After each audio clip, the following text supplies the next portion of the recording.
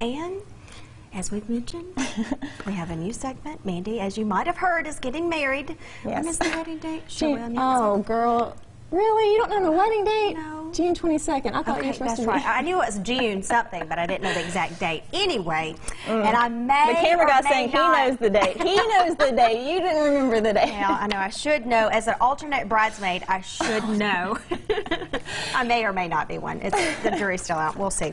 But anyway, we have a new segment. We're really excited about it. It's called Wedding Wednesdays with Mandy. Yes. And so anything else? We're going to be talking a little bit about tips and advice. This first segment is talking with some wedding planners, so it's kind of like the first steps and ways you can save money. All right. Christmas and New Year's seemed like yesterday. Valentine's Day was practically yesterday. You most likely saw someone you knew on your social media feed over the holidays flashing a new rock on their left hand with a big announcement that left the online world in a frenzy. If that was you, then congratulations. You're entering a new and exciting season of your life. And once the excitement dies down a bit and the initial shock wears off, you'll need to start making some decisions and start the wedding planning process. Set my date. That's going to be the first thing. Find that dream dress and then find a great venue. So I brought in the professionals to help you get started the right way. And they both agreed. Most important thing is setting your budget. Budgeting is super critical because it's going to set everything in motion as far as putting things into perspective for you, what should come first, and it's going to allocate out your priorities as well. And you may be wondering, how much do weddings cost? We find anywhere from $20,000 to $40,000. But that locally depends on your style and taste. Now, some parents may be stroking out right now, but don't panic just yet. Balling on a budget is not out of the question, even in this day and time. A $10,000 budget is totally doable. You're just going to have to be willing to sacrifice a lot. So in that price range, we're going to find a lot of DIYs happening. We're going to find a lot of the extras that you would typically book, not getting booked. Everybody has the DIY things now. That can cut a lot of budget down. It just depends on what you're looking at as far as centerpieces for your tables. I would go with candles over flowers. Also, asking for help. Don't be scared to ask family members.